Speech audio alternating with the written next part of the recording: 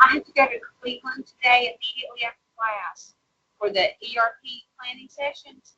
And so can you and I don't know if I'm going to have access to the internet because the last time I went to community college, they put all the distance learning people in a room without Wi-Fi. Okay? I don't know if that was intentional, so we would pay attention. Exactly. So Exactly. We're like, oh my God, I've lost my connection with the universe. So, so can you upload the video today for me? Okay.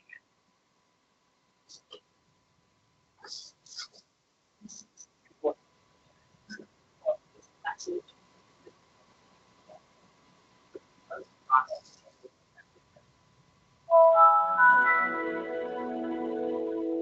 well, yeah.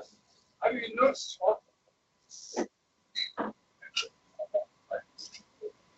Yeah, that's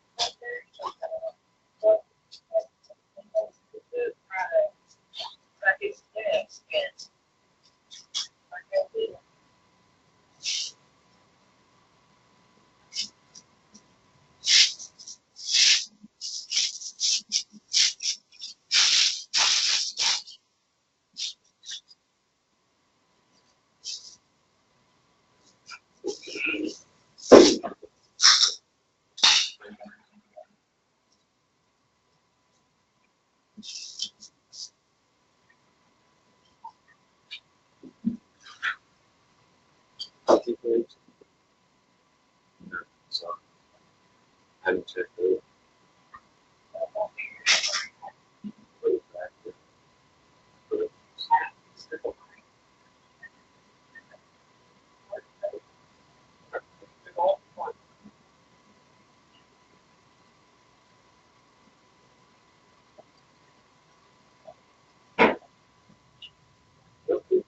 Yes.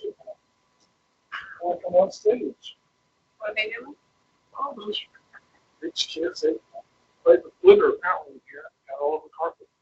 Gordon was playing the Jen was playing back. You'll be, yeah, it's like later with my grandchildren, you'll be finding it when they're graduating college. Yeah. We painted pumpkins this weekend, so we used the paint that can be scrubbed off. So my kitchen table got a good scrubbing after they went home. We put the pumpkins outside, and we know what happened to the weather last night. Oh yeah. So we'll be repainting it next weekend.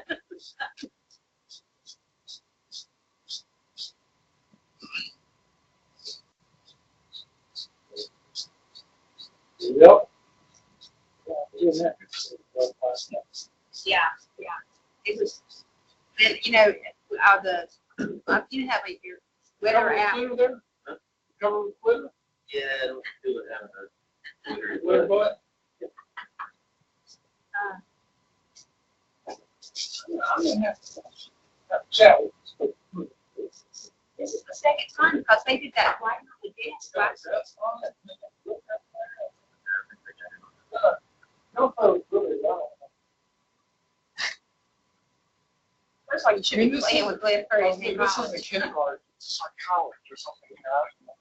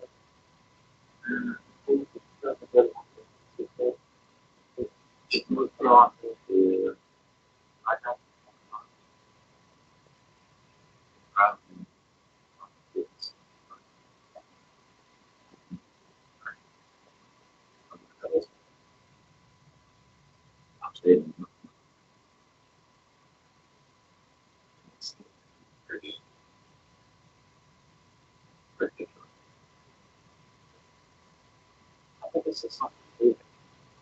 Yeah.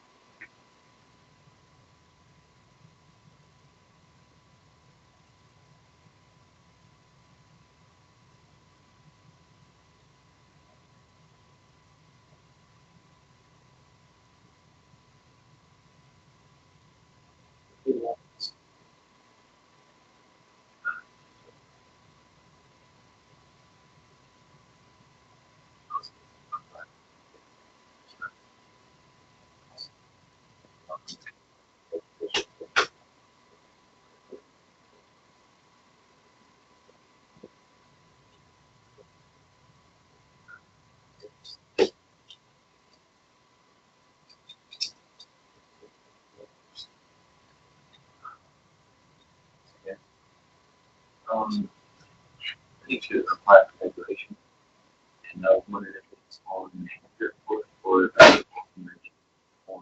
Sorry.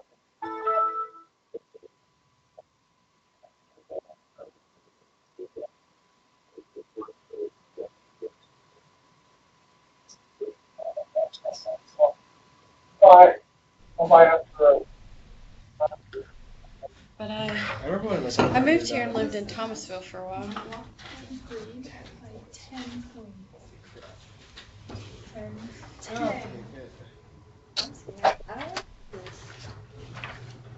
I don't want it. Can we take the pre-calc test? Yeah. I would feel better about myself. Oh, that's horrible. Nope. I love how you didn't even like look at the problem. You're just like, that's terrible. I'm not doing it. I'm sorry.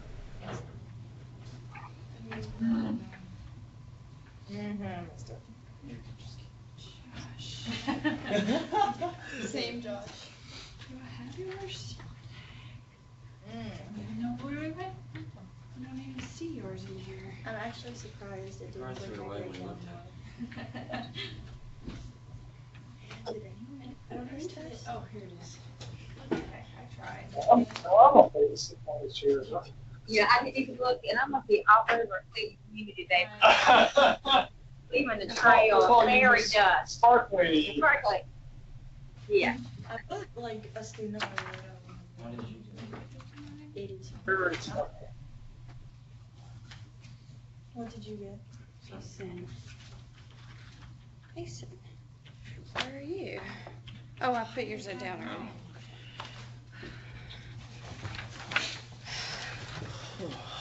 I You got this know, the right. worst part is that for this unit, I actually felt better about the material than any other Yeah, unit. same, dude. I thought But I did worse than any other on the test. Because I actually failed the test.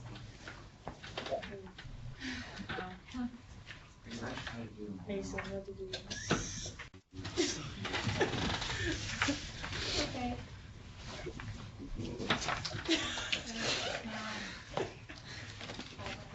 What was the number on top of the fact? Okay, Miss Clay, I have a question. Oh, well, that's still like that, right? We have fall break starting Wednesday, right? Yeah, but we have. You have this class on Wednesday, though. Do we have it on Oh, the just on Friday? Wednesday? Yeah. They're on fall break Thursday and Friday. Oh, yes. And then next week, Okay, except that. they are. So, yeah. Dale, Yes, on your schedule, hang on. Gotta go to class and then I'll go to chapel. Yeah, I had to turn the fan down. Yes, on your schedule, you have class Wednesday, correct? Yeah, tour on Wednesday. yes, we have class Wednesday. And then you're off Thursday, Friday? That's correct. And then you're off like next Tuesday or something? Tuesday, yes. Okay. Okay. Thursday is, for us, is professional development day. Students are off, faculty have to develop. Next Tuesday is, what we call advising day, and they fill in Okay. a day off for students to meet with advisors. So we have some classes on that day as well. So yeah, Thursday and Tuesday are off days for classes. Whatever. But you're off Friday too, right? We're this class never meets on Fridays, so. Oh, right. Every Friday we're off. So yeah, so you have to be here Wednesday, even though we start fall break on Wednesday.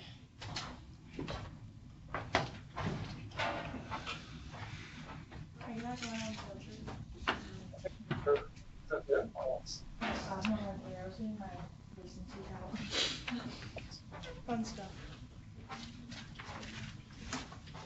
I think that they're still trying to send. They wanting to send or? Amanda, were you trying to send something from your computer there?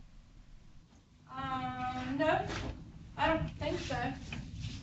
Because the back monitor, I don't, and there's, Oh, I haven't turned it on. Let me turn it on. Okay. Sorry, I missed that one. It's okay. You know what? Don't worry, went That wrong. just I'll take it. It's clear, that one just went What is the deal? Oh no. Where'd it go?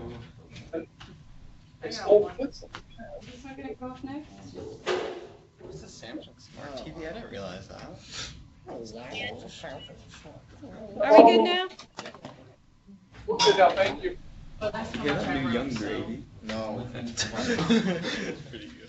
I left here, and then I stayed here for like 3 weeks, and now it's back on. I noticed that mine I borrowed in my fraternity. So this one was probably mine one time. Yeah. You ever heard Drake Bell's music? Yeah. You heard his song? Wait, this one, he's like a year or two younger than us. He goes to school in Virginia. There isn't a single problem Yeah, that I got Drake full Bell credit came to on. his school. I have to redo the whole text Drake Bell. corrections.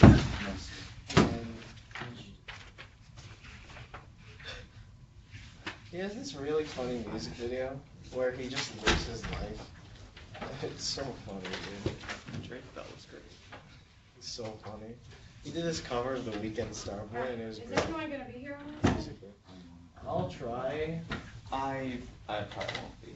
Jeez, bro. I I'm mean, going if to I have a Chapel next scheduled tour, we need to Well, get you there. probably should email Bill. Yeah, I will. I mean, I'm going to Chapel Hill later that day, but I'm still gonna go. Yeah, but I have to go right then and there. So mom didn't think we'd be having class because no college classes on Wednesday, even though I told her we would have this Screw class you, on buzzer. Wednesday. And apparently Chapel Hill just gets Positive for wild at everything is Halloween. apparently negative. Like, it's just nuts. My God. But Franklin should go to the library on Franklin We Street. need more pagan holidays.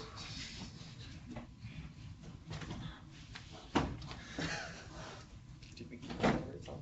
Who? Who? Him? Him.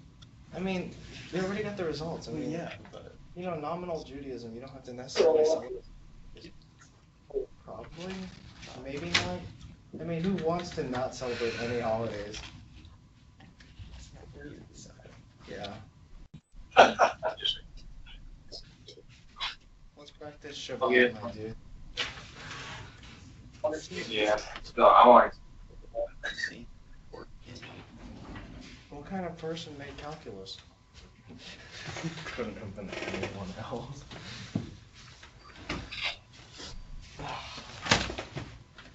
Makes me happy. I don't know, why not? I don't care, probably gonna do 2 sections over the next 2 days. Darn, I forgot I have to go to school tomorrow. You know what would have really sucked out? If we had fall break this whole week and we had calculus Monday, Tuesday, Wednesday. It just would have made me very bitter and dismal. I'm gonna go back for a minute. Just put it on, dude. Functionality over fashionability. That's just the screen. So everyone here now. I think you're intentionally handicapping yourself when you're not using it. You know, it's just not used to the difference, so I think it's just. Okay, so we're going to start it now. You should have your test back.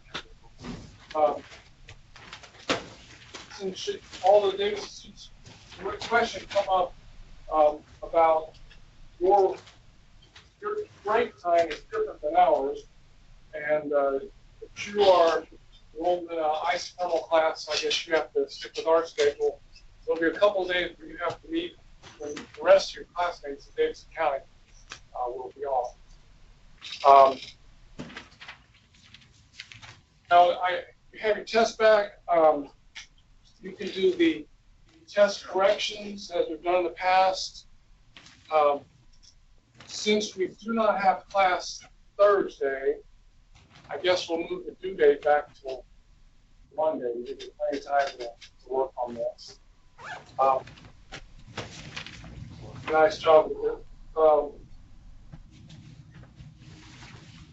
And again, if you have questions, I'm willing to discuss with you outside of class on the discuss. Not giving a specific answer, but to discuss why you might have gotten something marked wrong, how to better understand the question. Also, be careful when you do your corrections. As you recall, if you don't get full credit on a number problem that says this is worth 20 points or something, then you have to do all the parts of that problem. And here's a cautionary note. This happened to a couple students last time. When I'm grading, I occasionally make a mistake in my grading. Sometimes I'll mark something wrong that really shouldn't be marked wrong. And of course, students quickly point that out to me, and I'll correct that.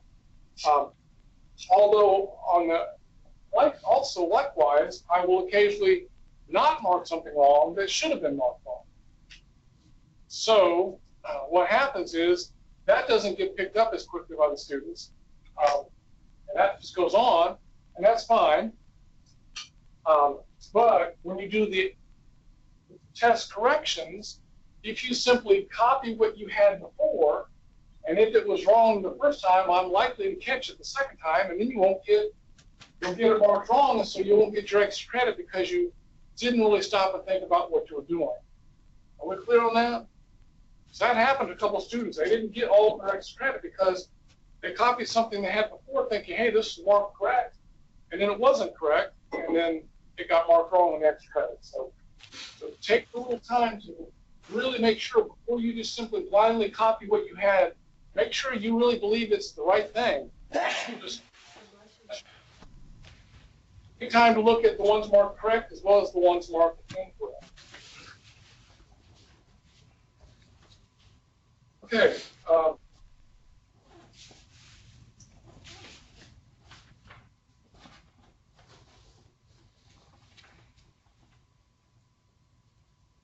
Guess that's about it.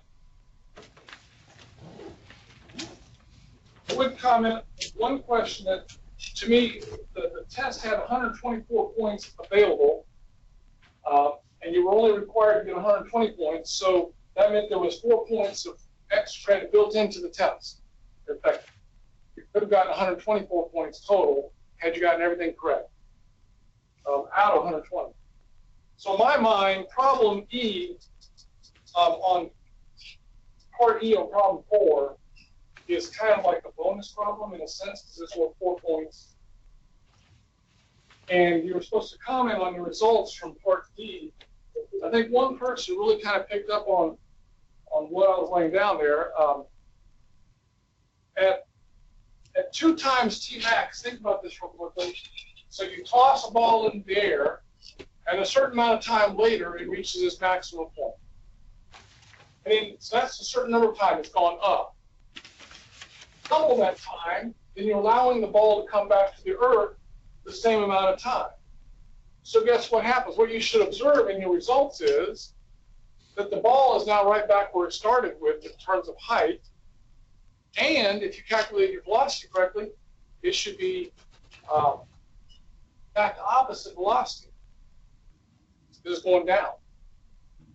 So if you take that into account and then think about shooting a bullet into the air, think about what, you're standing on the ground, you shoot a bullet in the air, it goes up for a long time, then it comes to a stop, and it comes back down. So when it comes back down, it gets back down to here. What can you observe there? Okay? Question, I think Sam, didn't you get that right, Sam? Yes. Okay. I guess that's it. Comments on the test. Rework is due by Monday, starting on Monday morning. Again, we have an odd schedule coming up over the next 2 weeks because we have Thursday off this week for Professional Development Day here on campus, and then Tuesday next week we have off for Advising Day. And the test on this next block material is on Thursday, a week, next week, not this week. So we have a good bit to cover, and I guess we should get started. No rest for the weary. So this block material is going to finish out chapter 2 on derivatives. So let's start off by asking, what is a derivative? What do we mean by when I say a derivative? What does that mean? Reza? Function of the slopes of a previous function. Yes, slopes of, I'll be a little more precise. That was something that some people left out on their test. Slopes of what? The original function. Tangent lines, yeah. Tangent lines on to the original function, that's correct. A couple of people put slopes of points. Points don't have slopes. Lines have slopes. So slopes of the tangent lines at any point on the original function. Okay, good. And we had a definition. What's the definition of derivative? Jake, remember from the test? H approaches 0, f plus h minus fx over h. That's absolutely correct. So that's the definition and the interpretation of derivative. That's fantastic. That's what we've just tested on. Today, starting today, and for the rest of chapter 2 in this block called block 5, we're going to learn shortcuts for finding derivatives rather than have to go through the definition the whole time. I believe Brittany had pointed that out last week. Said, "Hey, I discovered something." So we're gonna discover those rules, many of them today, and then more of them as we go along. I've categorized the rules into 2 types of rules. So here on the left board, we have some rules that we're going to call general procedural rules that will apply to any type of function. Then we have some rules that we'll call specific function rules, so they'll be designated for a specific type of function. Today, most of our time will be spent on general procedural. We'll cover a couple of specific function rules.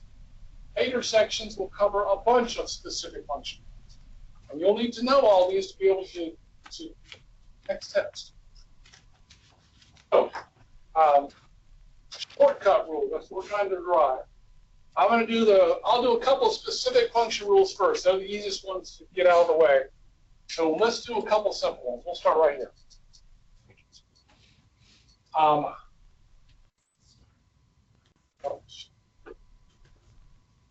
So what do we think about derivative with respect to x of a constant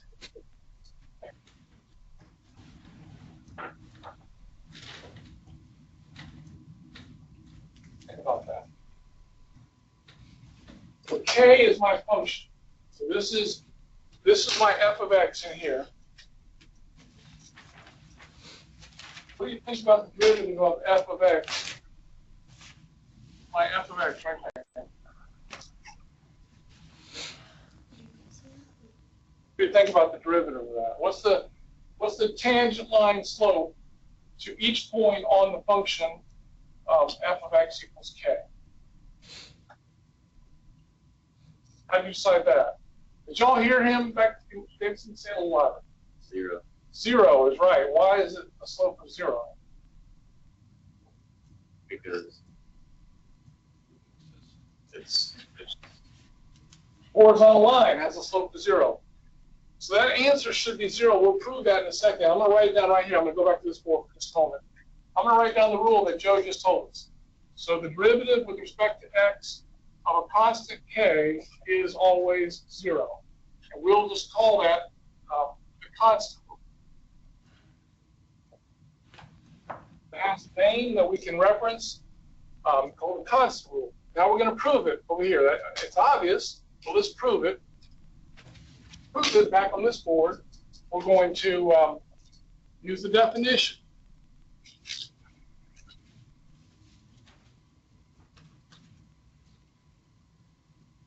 What's the definition again?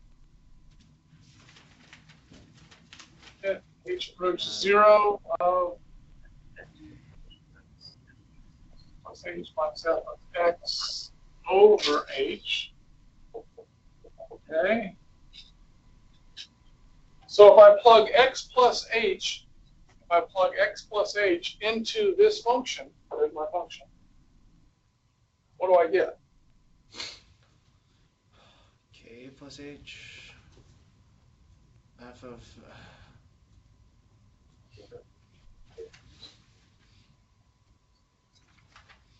Plug x plus h into this function, you get simply k because it's always k. Plug x into this function, you get k because it's always k.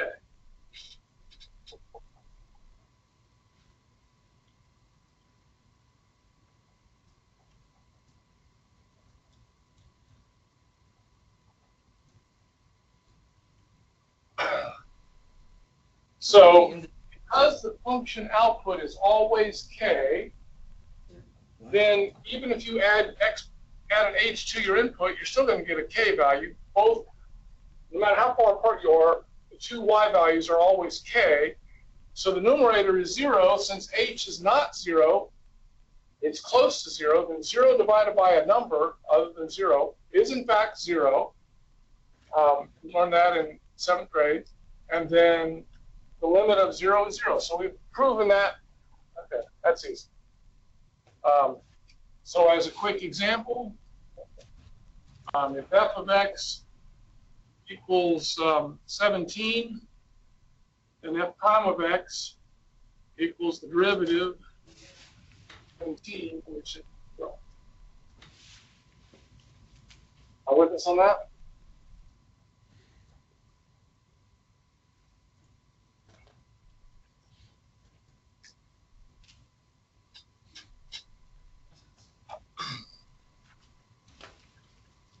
Questions on that? It's fairly simple. So if you have a constant function, the derivative is always going to be 0. I don't have to go through the definition every time. I now know that for a fact. I've proved for any constant.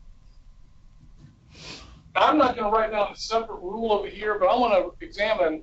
That makes me think of another type of function I want to talk about. It's a special case. A more generic type of thing I want to talk about. But consider this one for a moment.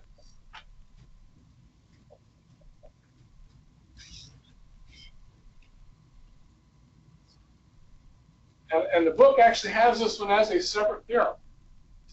I'm not going to write it down as a separate theorem because to me it falls under a broader category. But what do you think about this function?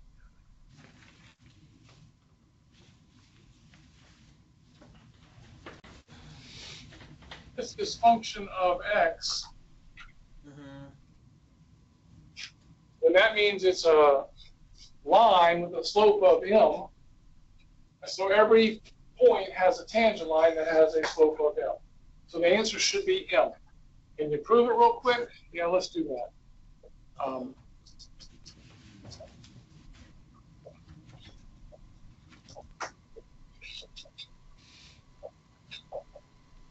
Okay, so if I plug x plus h into this function, I get m times x plus h plus b minus mx plus b over h. Mx plus mh plus b minus mx minus b. And just kind of going quickly here, we got the mx's add 0 and the b's add 0. So I get limit h goes to 0 times m over h. The h's canceled. The limit h goes to 0 of m, which is m. Well, as suggested, the slope of a tangent line at any point on a linear function is the same as the slope of a linear function. Makes total sense. Okay, but that's, to me, just one small case of a broader situation. And that's dealing with what we call a power function. So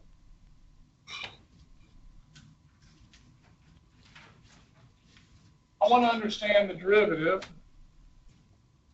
of x to the n power. This is the one that I think Brittany alluded to. We need to see if we can prove that theorem, come up with an answer to that. So I'm going to start over here where I have my constant proof. I'm going to erase that. I don't need that anymore. Although I would suggest that maybe on the next test, you might need to be able to prove one or two of these theorems that we are proving here. So we want to derive something for that. Derivative with respect to x of x to the n equals. And again, this is my function. So this is my f of x right there. I'm going to do limit h goes to 0 of.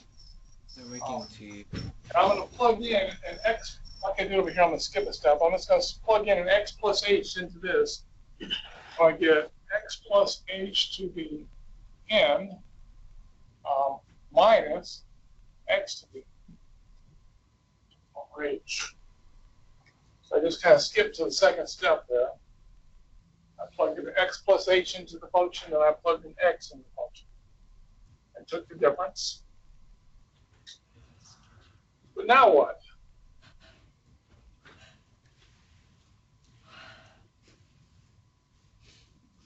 Take a little scenic side trip for a moment. So I'm going to take some more.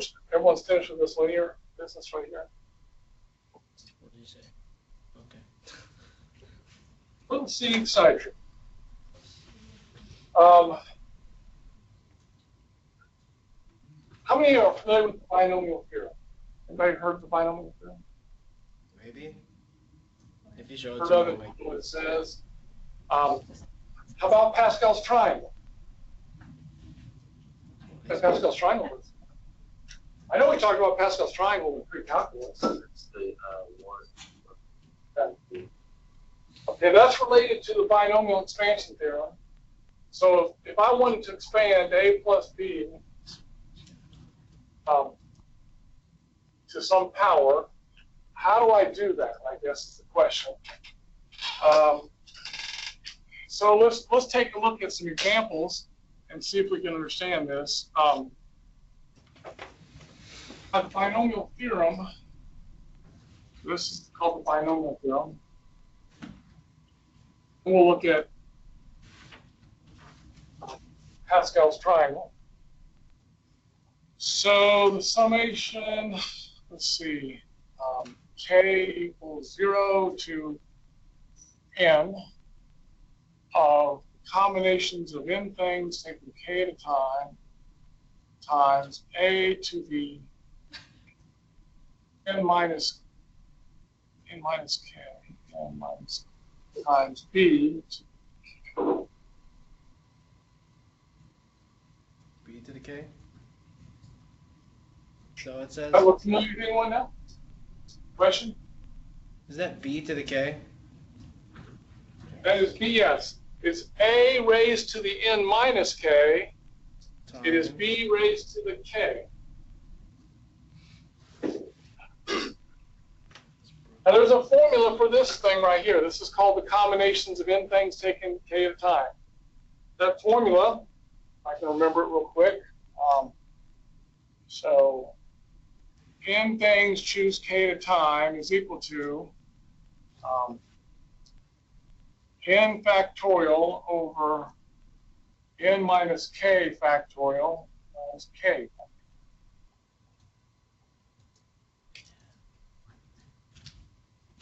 What was the factorial? Oh my gosh.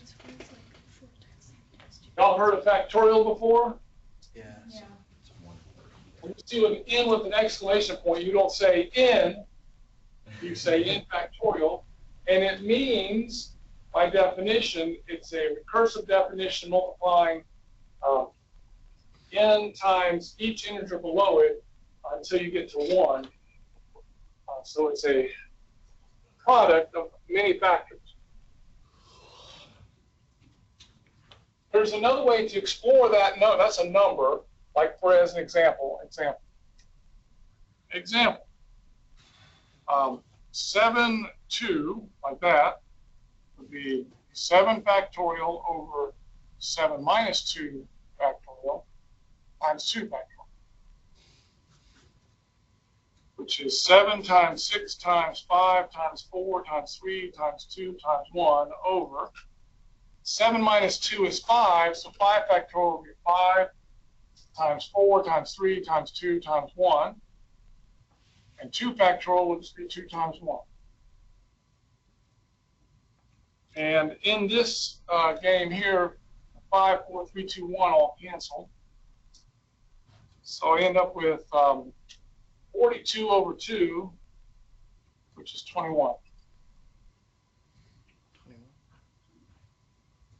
So combinations of 7 things taken 2 at a time is 21. Whatever that means, take a stats class, you can get more into that.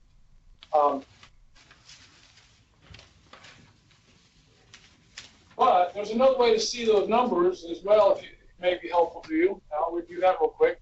On Pascal's triangle. I'll go over this one.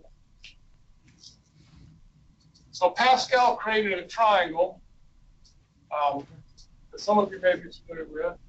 It looks something like this. Oh, yeah.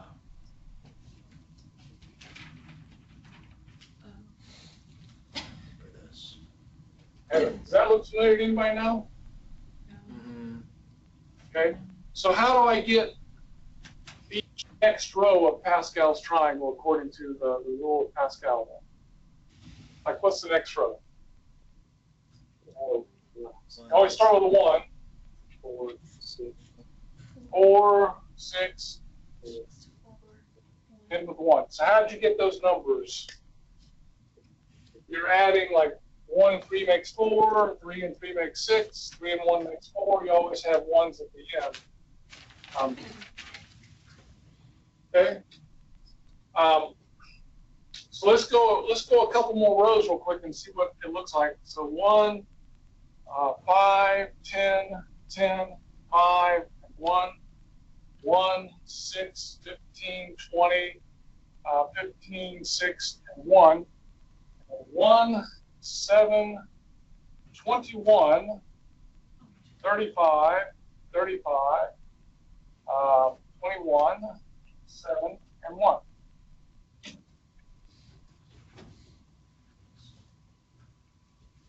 So that number right there, 21,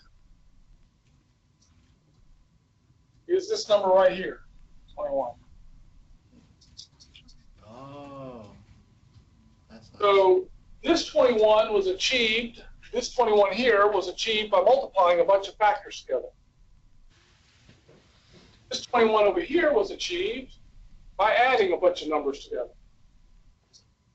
But that 21 and that 21 are the same 21. In Pascal's triangle, we call this the 7th row. So n equals the 7th row. And then we count the terms by k values. So this would be k equals 0, k equals 1, k equals 2, all the way across to k equals 7. So the 7th row, the second term in, is 21. That's what this says right here as well. Okay, anyways, those are just coefficients. These are numbers that can be calculated in a couple different ways. It's just a coefficient that's used in this binomial expansion. By the way, look back at Pascal's triangle and think about a plus b squared. So let's just go back over here for just a moment. And let's look at a plus b squared. Y'all know what that one looks like, right? What's a plus b squared? A squared plus 2ab plus b squared. What if I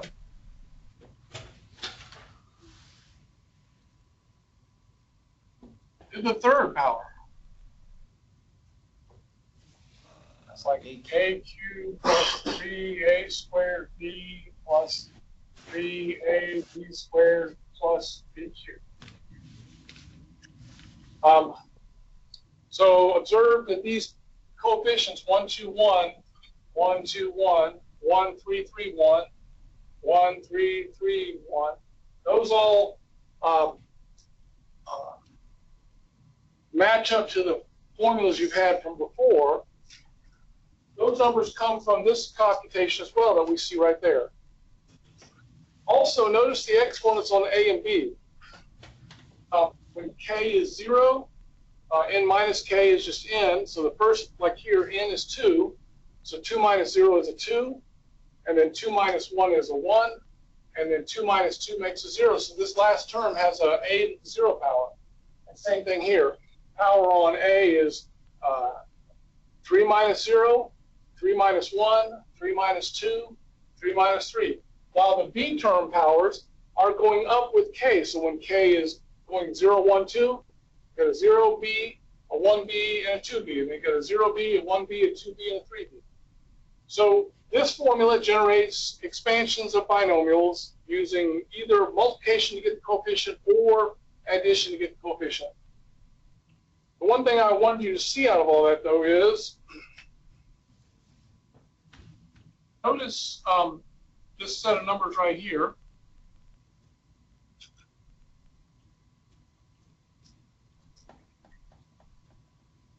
So this is always the first term in. So this would be like 7, 1. So 7, 1 would be a 7. 6, 1 would be a 6. 5, 1 would be a 5. 4, 1 would be a 4. We see all this?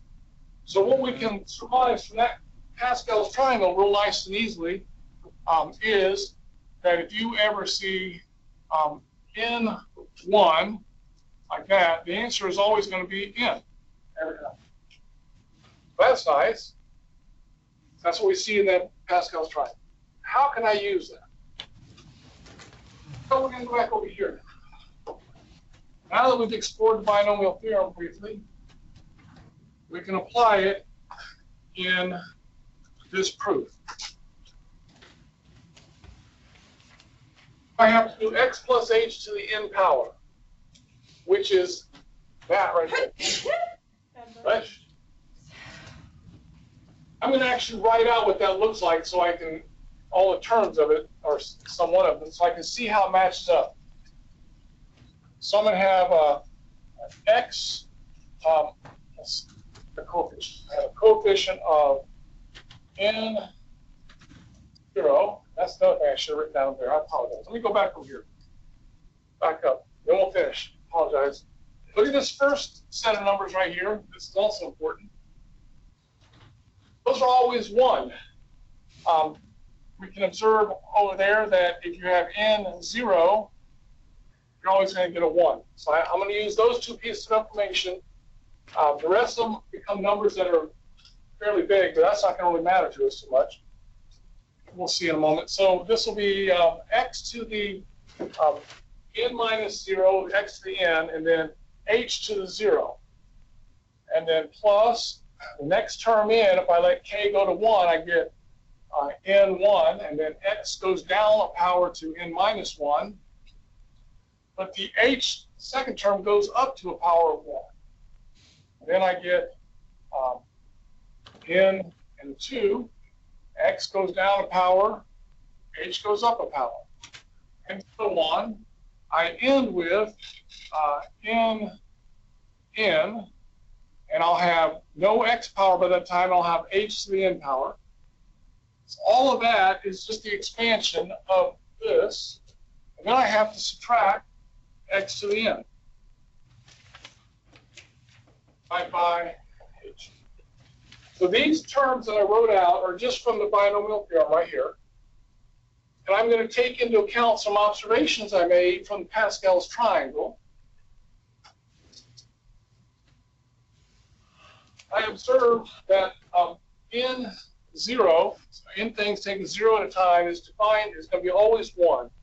So this number right here is a 1. And then I saw that combination of n things one at a time is n, so that's going to be an n.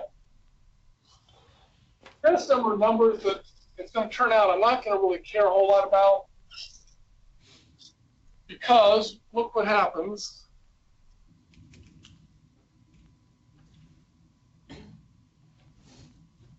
I have a x to the n right here. I have minus an x to the n right there. So you see that the x to the n goes away. So I have a 1x to the n right there and a 1x to the n right there. That goes away. So this leaves me with an n times x to the n minus 1 times h plus a bunch of other terms that have h's in them.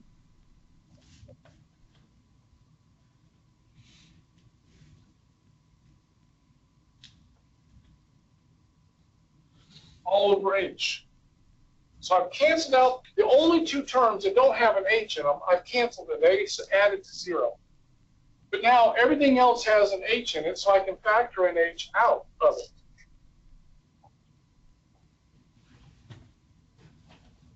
If I factor and cancel that h out, I'll get n times x to the n minus 1 plus.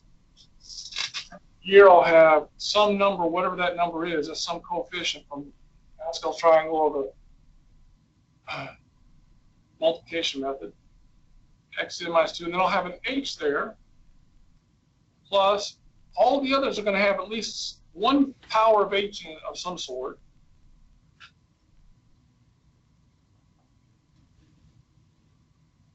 So you see one term now, after I've factored and canceled my h out, one term does not have an h. All of the remaining terms have an h in it. So when you let h go to 0, then that term is unaffected by h.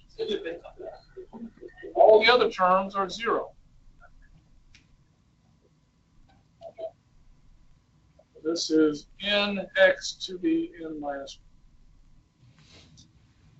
So this is what Brittany pointed out to us last week, that if I have a simple function of x to the n power, the derivative can be very simply calculated as n times x to the n minus 1.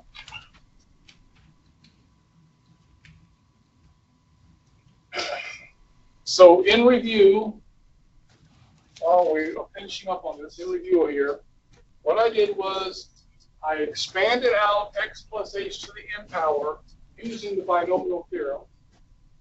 It gave me a bunch of terms. The first two coefficients were the only two I was really concerned about, because those were the two that were going to be affected by the rest of the material. Everything else in here has a coefficient, but it also has an h multiplier, and that's going to go away at the end analysis. So the first one has a 1 coefficient, which allowed it to combine with this x to the n and make a 0. The second one has an n coefficient, as seen in Pascal's triangle, and it has a degree 1 h. So when I factor off the h out of all of these terms, this one no longer has an h and is the only thing left standing. Okay, so that gives me, I mean, I can do a simple example, now.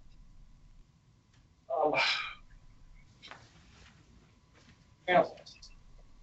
Derivative with respect to x of x to the 7th power. You had to do it the way we were doing before. You had to do the x plus h to the 7th power, but now we've proven that for any power here that I can just do, as Brittany said, this power becomes my multiplier, and then the power gets reduced by 1. So this is 7x to the 6th. That also works for negative exponents.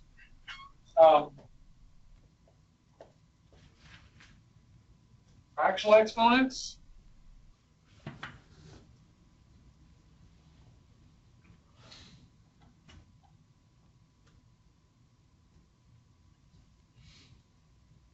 Here's where it gets dicier, because there's obvious 4 or it turns out we can apply this same binomial theorem to fractional exponents. Again, that's beyond our scope to prove that, but we can do it. But I can use the same theorem. So this becomes, what does it become?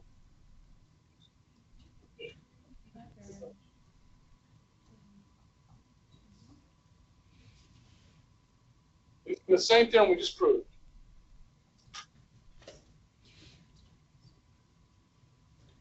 Negative 2 over 3 times x to the negative 2 over 3 minus 1. Negative 2 over 3 times x to the negative 5.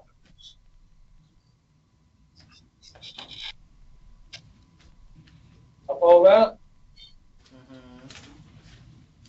Questions on that?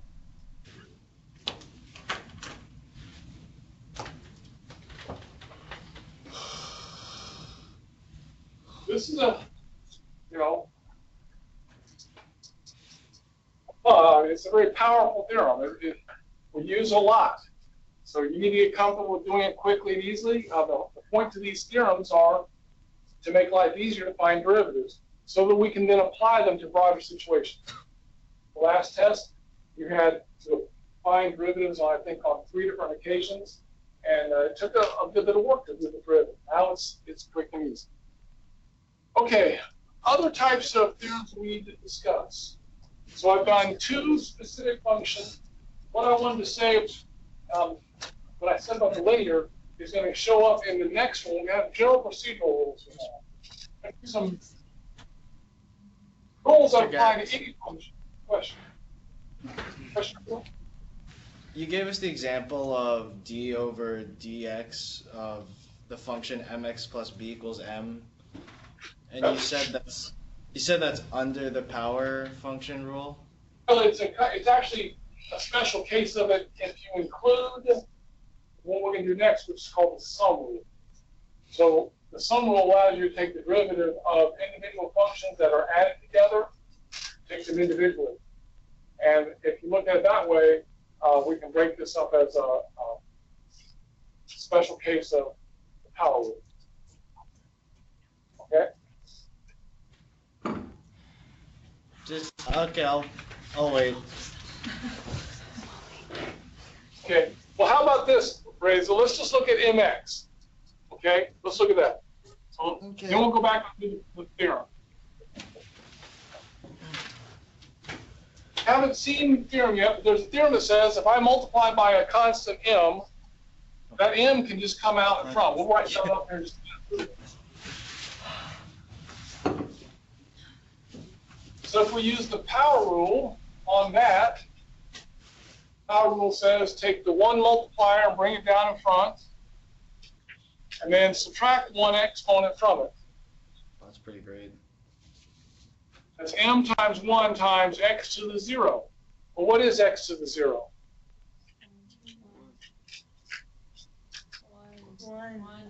1. So we got m times 1, which is just m. So in my mind, yes, it's just a special case of the power rule. Oh my gosh. We Write that down. Pardon me? Can you move the camera to the right? I didn't finish writing it down. Back over here, yeah, they want to still see this. Oh, thank you. Oh gosh. To me, that's just a special case, but it required another rule that we haven't done yet, but we'll do real quick. It's easy to prove. Got that now, Rachel? Are you good with that? So, I mean, I can do it, but there's no plus b there yet. But you know what? I didn't do a plus b because I haven't done the sum rule yet. Okay, I'll wait for the If sum rule. if I did, what is the derivative of? 0. That's 0 because it's a constant. So if you add this together, then you just get m. That makes sense now? Sure. Yeah, I'll take it. I'll take it. Let's do the general procedural rules. Can I move the camera? Yeah. Yes, thank you.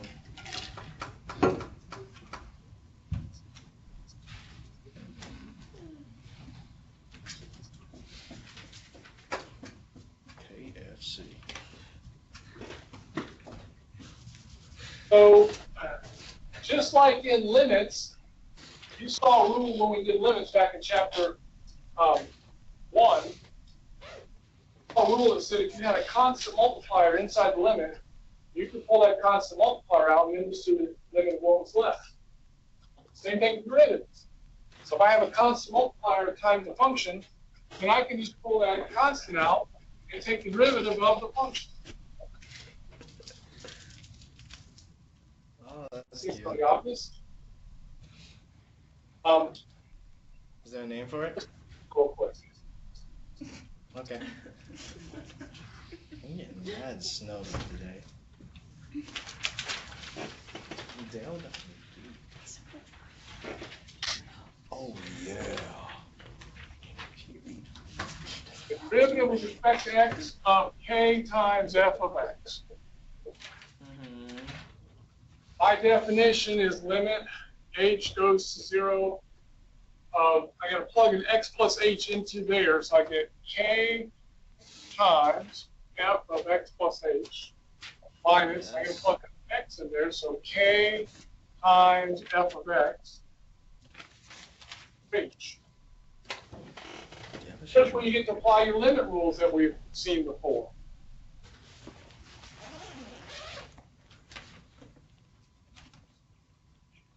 If I factor a k out of that expression, I get f of x plus h minus f of x over h. But we had a limit rule that says if I have a constant multiple, I can bring it out in front of the limit.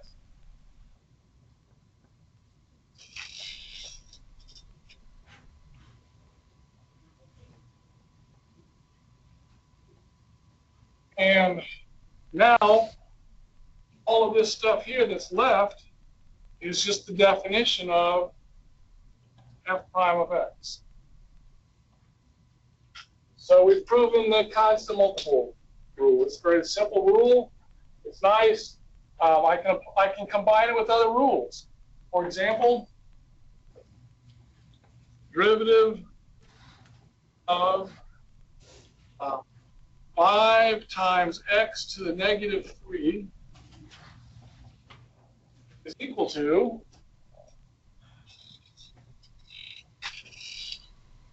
if I apply the constant multiple rule, it's going to be 5 times derivative of x to the negative 3, which the derivative of x to the negative 3 by the power rule. So this was the multiple rule.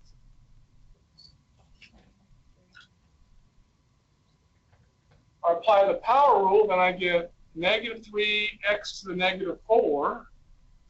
That's by the power rule. And then 5 times negative 3 is negative 15, x to the negative 4. So I used the multiple rule that I've just written and proven, and I used the power rule that I did previously. And I got my answer. So over here, I'm going to give this a name. I forgot to write that down. This first one up here under general procedures, this one's called the multiple rule.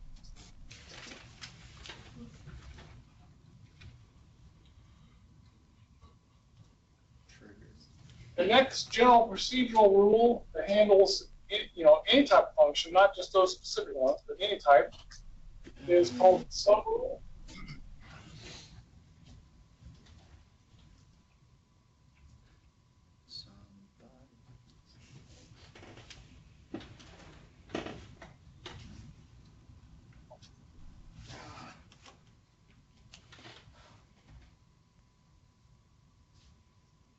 Sum rule and or difference rule, to me it's sum and difference are the same thing. The derivative of a sum of two distinct functions is the sum of the derivatives of the two functions. Oh, that's clean. Just like when we did limits. So you have the limit of a sum of two functions. You said that's the sum of the limit of two functions. That's fairly obvious as well. We'll prove it real quick. I imagine it's minus.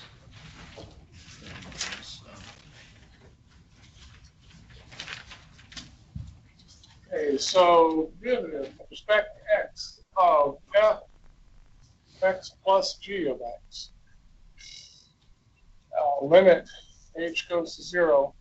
I got to plug x plus h into here, so I get f of x plus h plus g of x plus h. And then I have to subtract f of x plus g of x over h. So I'm plugging x plus h in first, and then I'm plugging x in second. That's subtracting.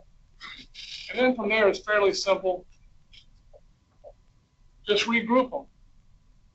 So this could become f of x plus h minus f of x plus g of x plus h minus g of x all over h.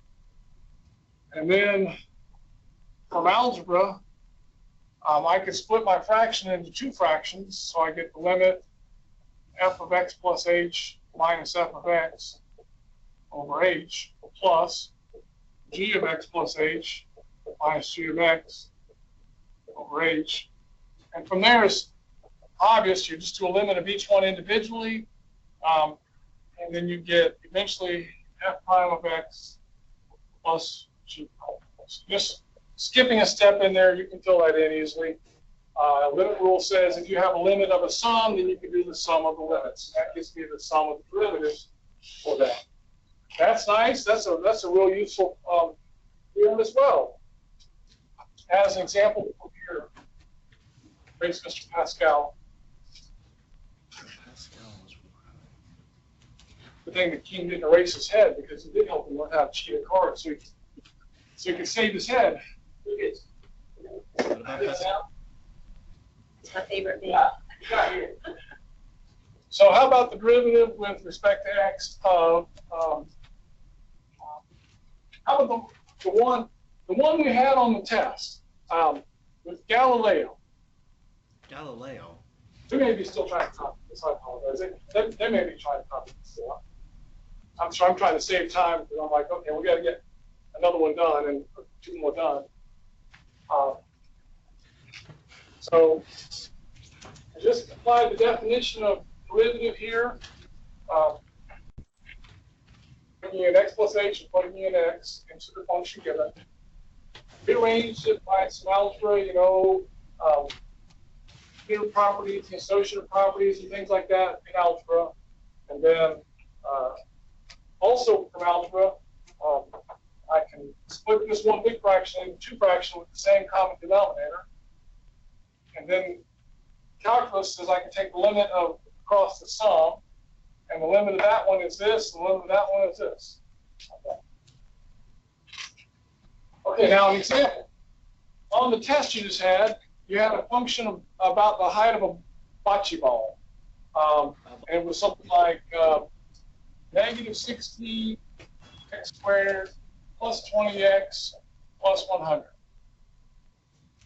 So can we do this more quickly than we had to do it on the test that we just finished? And the answer is yes. By the sum rule, that we just proved, I can split this up into different sums, pieces.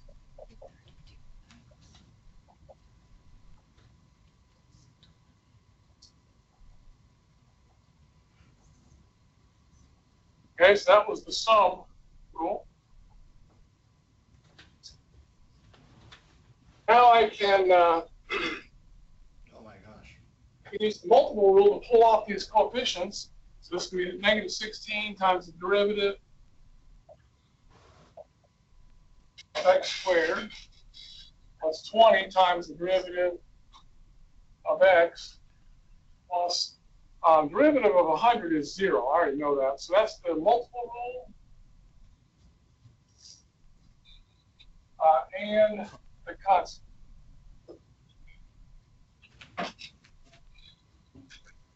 The multiple rule allows me to pull the multiplier that's on a function out in front of the derivative.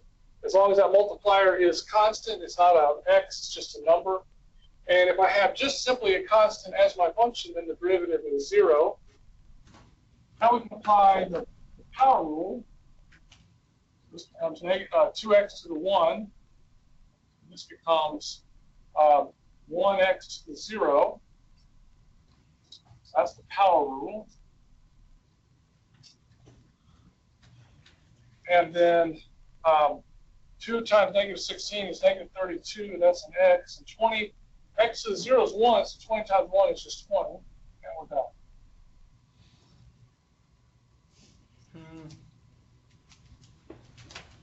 Okay, we have another rule. So everyone follow that example? I used several rules, 3 different rules. I used the sum rule to split up across the pluses and or minuses. I used the multiple rule to pull out coefficient multipliers in front of the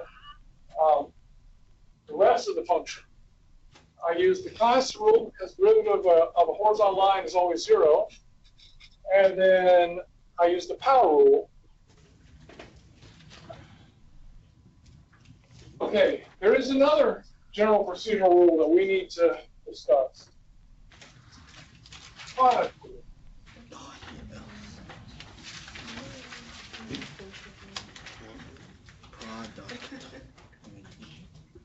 Product. Like multiplication. That would be. A multiplication of two functions, not just a multiple by a constant, but potentially it could be two functions that involve x. So, although we can show in a moment that this rule and this rule are related, if f of x is k, or g of x is k, however you want to say it, then that rule applies. We'll get the answer. But here's my question. In limits, you had a rule that said if you have the limit of the product of two functions, then you can take the limit of each of the factors. What about derivatives? Seems like it ought to follow, but it's not true. Okay, so I'm going to go show you. I'll write down what this is not equal. I'm going to prove it to you that it's not true, and then we'll write down what the right answer is. So what it's not equal to is this. This is what most students want to say. It seems to make sense. So the rules we've seen before all follow from what we learned from limits. But this rule, this is not the correct rule. Let me just real quickly show you an example that's not true. And that way you'll know it's as a rule, it's not true. And you may be able to find two functions that do work, but it has to work for all functions to be a theorem. And I can show you a quick example, almost anything that doesn't work. Like, let's say, let me take the derivative of x plus 1 times x plus 2. Okay. If you think this is the correct rule, which I'm trying to show you is not, then you would say, well, then this is the derivative of x plus 1 times the derivative of x plus 2. And here you're going to do a sum rule. So you're going to do the derivative of x plus the derivative of 1 times, you do the sum rule over here, derivative of x plus the derivative of 2. I'll have to copy all this down. This is just showing you that it doesn't work. Derivative of x is just 1. Derivative of 1 is 0. Derivative of x is 1. Derivative of 2 is 0. 1 times 1 is 1. So I get an answer of 1. Do y'all follow that? However, x plus 1 times x plus 2 is the same thing as x squared plus 3x plus 2. You agree that if I distribute that out, I can get x squared plus 3x plus 2?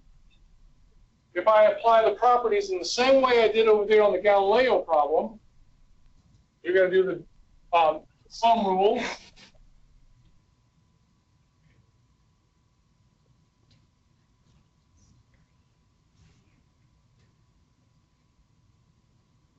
Derivative of x squared is 2x. Derivative of 3x, if you do a multiple and then do a derivative of x, just get a 3. And that's a 0. So 2x plus 3 is my answer there. as compared to an answer of 1. This answer here is in fact absolutely correct. This is clearly not. So what is the correct way of doing a product? Well, one thing you can do, if it's a product like this, if you would like, you can distribute it out and do what I just did, and that will work. But there are functions where you can't easily do that. And other times, it may be more efficient to do it by the rule we're going to show. So the correct rule is not this.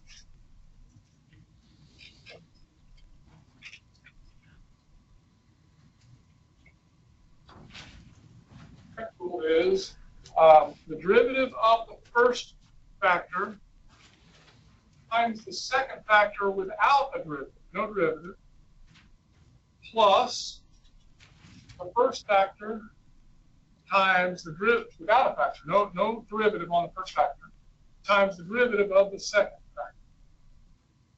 So it's a sum of two different terms. We'll go back and, as an example, we'll do it the correct way on this one up here. This was wrong, what I showed you a moment ago. That's the first thought almost all students have because it seems like it ought to make sense, but then it doesn't work. If we apply that rule right here to this, we will do the derivative of x plus 1 times, we'll do an x plus 2 without the derivative, plus we'll do an x plus 1 without the derivative times the derivative of the x plus 2.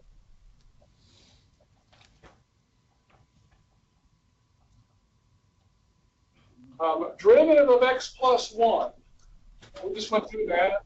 You do a sum rule. Derivative of x is, starting to get this yet, the derivative of x. That's x to the 1, so you do 1x to the 0 plus the 0, derivative of a constant of 0. And then that's going to be multiplied by x plus 2. Now you got an x plus 1. You got derivative of x plus 2. Well, that's going to be times derivative of x is 1x to the 0. Derivative of 2 is a constant, so that's a 0. I'm skipping steps now, folks. I have to save time because I'm really short on time. I'm skipping a lot of steps. But the idea is there, I did a derivative of each term in that sum, each term separately. I used the power rule, I used the constant rule. I did a derivative of each term in that sum. I did a power rule, I did a constant rule. Now what do you get? So this is a 1 times x plus 2, so I get an x plus 2. That's 1. Plus I get an x plus 1 times 1. And 1x plus 1x makes a 2x. And 1 times 2 plus a 1 times 1 makes a 3. Oh, look at that. Wow. And so that's not a proof that the rule works. That's just one example. A proof is more just generic. I got 5 minutes. I'm going to get through it. Okay. So we're going to go right here.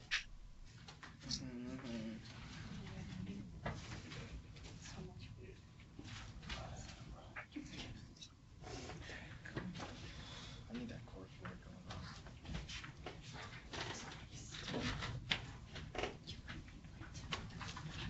By definition, we have to do plug in x plus h. So that's f of x plus h times g of x plus h. And then we have to subtract, just plugging in an x.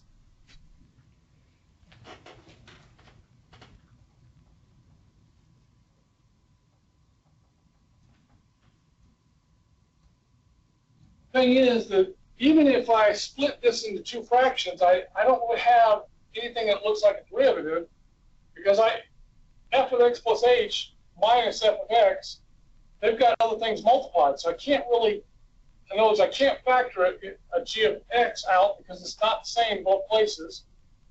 So what I'm going to do is I'm going to make it happen.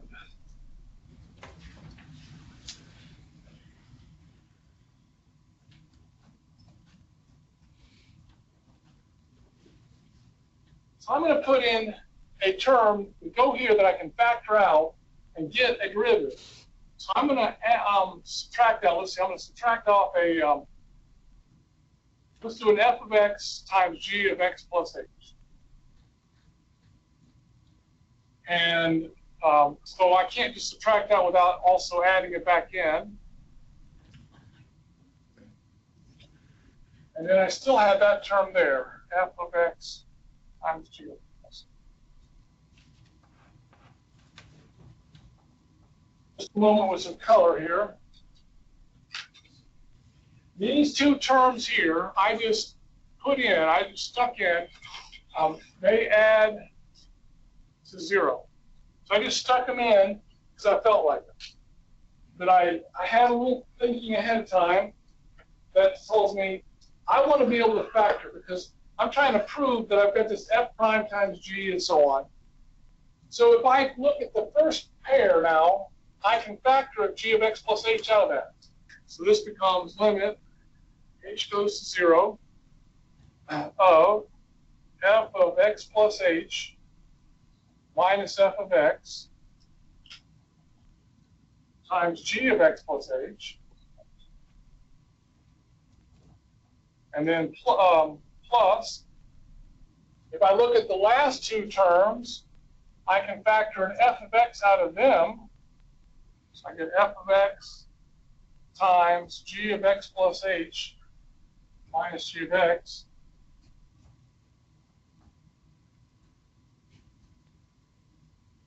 over h. Now we're almost done. So this can be rewritten as limit h goes to 0 of f of x plus h minus f of x over h times g of x plus h plus f of x times g of x plus h minus g of x over h. How did I do all that? Let's see. I split this plus sign. I put h as two fractions now with an h under it. But also, if you think of g of x plus h as being over 1, if I multiply those two fractions, I get back to the original. And this would be like over 1. So if I multiply, I get back to the original. And that allows me to be basically done if I apply the limit to each of the pieces from the limit rules. This gives me an f prime there. And this gives me g of x. And that gives me an f of x and a g prime. So I use the sum rule for limits, the product rule for limits, and I get down to there. So we did prove it finally. We did an example already. I guess one. There is also a quotient rule that I haven't proven. I'm gonna put it up there as a opportunity for extra credit. You can prove it. It's not in the book. I'll just write it up here.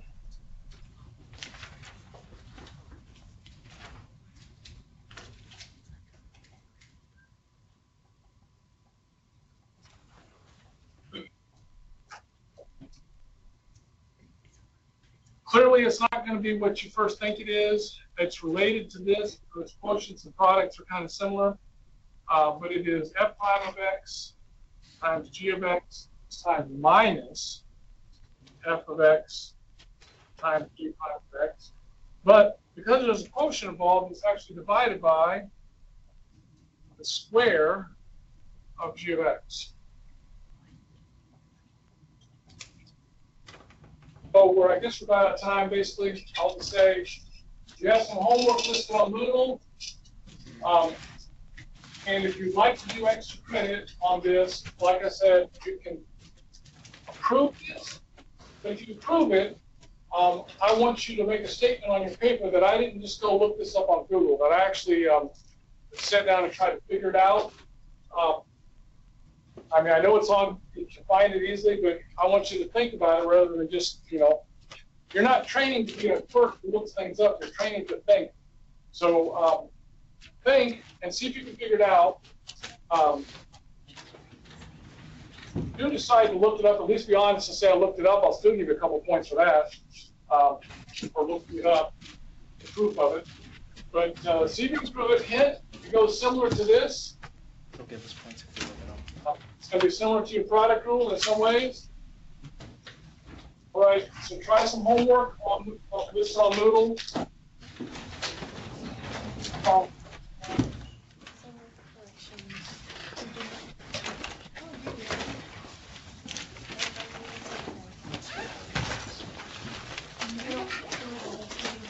Wait a second, this isn't even my book. What am I doing? I mean, honestly, my book is smelly. Anything like that one?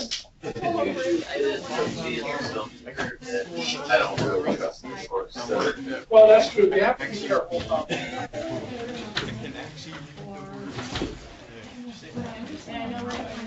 Oh, okay. Where's Darden? Punching it. Let's just bring Darden back to punch you again. And it will be freshman, sophomore year. They never wore their glasses. I know.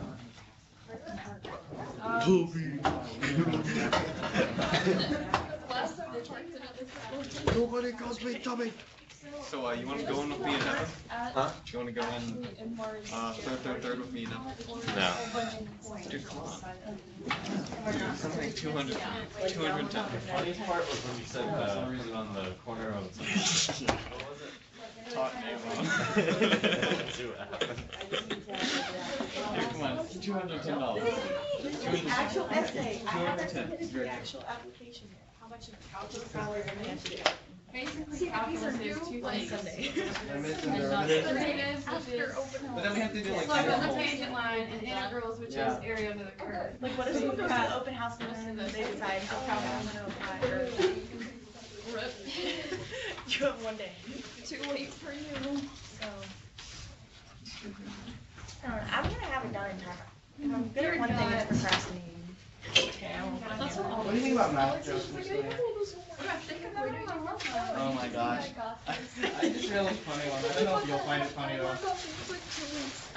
But See, the thought that makes me feel better is the most unreliable thought. It's like, I have so much homework due tomorrow. I haven't even started like papers and stuff.